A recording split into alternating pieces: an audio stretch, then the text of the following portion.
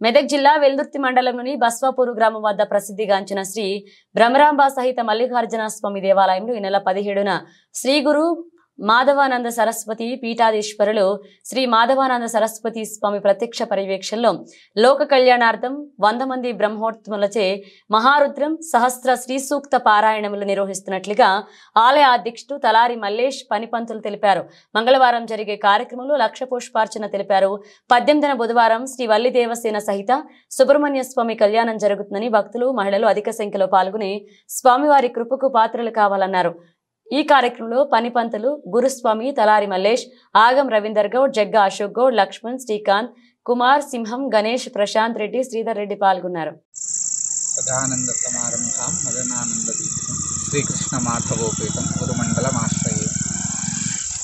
అందరికి కూడా ఈ డిసెంబర్ 17 మంగళవారం రోజున శ్రీ భ్రమరాంబ సహిత మల్లికార్జున స్వామి దేవాలయం మల్లన్నగుట్టలో బ్రాహ్మణోత్తములు లోకక్షేమార్థం గురించి శ్రీ మాధవానంద సరస్వతి స్వామివారి ఆధ్వర్యంలో మహారుద్ర కార్యక్రమాన్ని నిర్వహిస్తున్నారు. ఇక్కడి కార్యకర్తలు భక్తులందరూ కూడా పెద్ద ఎత్తున పాల్గొని కార్యక్రమాన్ని విజయవంతం చేయాలని, అదేవిధంగా తెల్లవారి అంటే 18 డిసెంబర్ 2024 బుధవారం రోజున శ్రీ వల్లి దేవసేన సహిత సుబ్రహ్మణ్యేశ్వర స్వామి కళ్యాణం కూడా జరుగుతుంది.